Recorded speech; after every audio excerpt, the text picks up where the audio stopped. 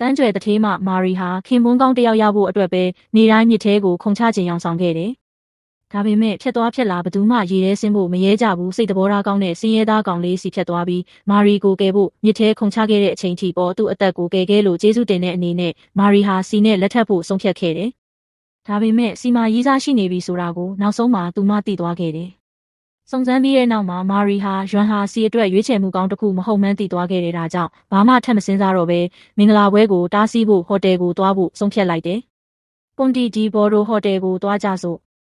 ဒီနေ့သူတို့သမီးကငါပဲဖြစ်ရမယ်။ငါကဗြိတိရှတော်ဝင်မိသားစုဝင်တွေဝစ်စင်နဲ့အဲ့ဒီလိုစိန်ကြီးတစ်လုံးတောင်းခဲ့တာဒါဘာမှိုက်လဲ။တောင်းကနန်းလောက်ပဲတန်နဲ့လက်စွပ်အသေးလေးနဲ့ငါ့ကိုလှည့်စားလို့ရမယ်ထင်နေတာလားမစ္စတာရွမ်မစ္စတာစီနဲ့လက်ထပ်ဖို့သဘောတူပါသလား။ဟင်းအင်းသဘောမတူဘူး။ငါကလေးအတွက်တခြားဖေတယောက်ထပ်ရှာအောင်ပါ။ရွမ်နေမှာလုံနေတာလေဒီလက်စွပ်က3,400,000တန်နေလေ။စီငါကတော်ဝင်မိသားစုရဲ့စိန်ကြီးတစ်လုံးတောင်းခဲ့တာနင်းကဒါနဲ့ငါ့ကိုလာနောက်နေတာလားဒီဝိုင်ကိုကြည့်အောင်။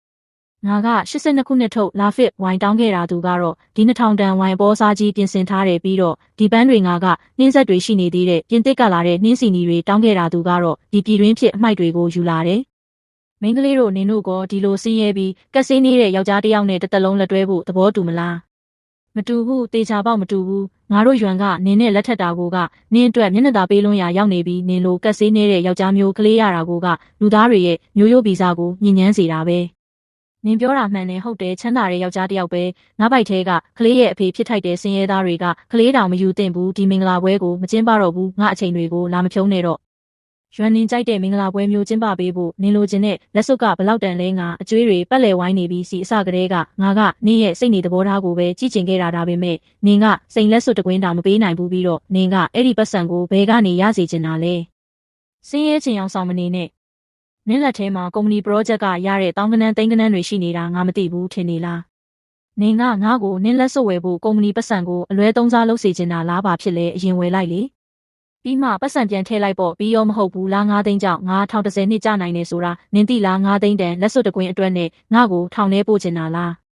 တနေ့နေ့မှာငါအရေးပေါ်လူနာဆောင်ထဲရောက်နေရင်လေငါရဲ့အောက်ဆီဂျင်ကိုဖြုတ်ပစ်ဦးမှာလားလက်စွပ်မဝယ်ပေးရင်ငါကိုယ်တိုင်ပဲချွတ်ပစ်မယ်နင့်ကိုသတိပေးလိုက်မယ်ဒီနေ့အဲ့ဒီလက်စွပ်ကိုငါအတွက်မဝယ်ပေးရင်ဒီမင်္ဂလာပွဲကဒီမှာတင်ပြီးရွယ်နင့်ကောင်းထဲမှာငါအသက်ကအမိုက်လက်စွပ်တကွင်းထက်တောင်တန်ဖိုးမရှိဘူးလားပြီးတော့နောက်ထပ်ရှိသေးတယ်ဒီသဘောတူညီချက်ကိုနင်လက်မှတ်ထိုးရမယ်ဒီပတ်စံတွေကိုရွမ်ထန်အလကားပေးအပ်ခဲ့တာလို့စာနဲ့ရေးသားထားရမယ်နင်ပြန်မတောင်းဆိုနိုင်စေရဘူးအဲ့ဒါကတရားဝင်ဥပဒေကြောင်းအရတာဝန်ယူမှုမရှိဘဲလက်မထက်ခင်ရွမ်ရဲ့တီးတန့်ပိုင်ဆိုင်မှုဖြစ်လာလိမ့်မယ်ရွမ်နင်ယူသွားပြီလားရွမ်နင်စကားပြောတဲ့အခါနင့်ကိုနင်ပြန်ကြားရဲ့လားနင့်အတွက်လက်စွပ်ဝယ်ဖို့ငါ့ကိုအများပြည်သူပိုင်ပတ်စံအလွဲသုံးစားလုပ်စေချင်တာလားပြီးတော့နင်ကဘာတာဝန်မှမယူဘူးဟုတ်လားငါတငယ်ချင်းတွေကပြောတယ်ယောက်ျားတစ်ယောက်ကိုတိုင်းနာတဲ့နီလန်းကသူ့မိန်းမရဲ့ပြုံးအတွက်ဘာမဆိုလုပ်ပေးနိုင်မလားဆိုတာကြည့်ရတာတဲ့အခုငါကပတ်စံအနေငယ်ပဲတောင်းတာလေးပြီးမှနင်ပြန်အစားထိုးလိုက်ပေါ့အဲ့ဒါပဲလေမင်္ဂလာဆောင်တဲ့နေ့မှာတင်သူမဟာမိမိခင်ပုံလောင်းကိုလက်စွပ်ဝယ်ဖို့9သိန်းအလွဲသုံးစားလုပ်ဖို့တောင်းဆိုနေတယ်ပြီးတော့အဲ့ဒါကိုပြန်ပေးစရာမလိုတဲ့လက်ဆောင်လို့ပြောခိုင်းသေးတယ်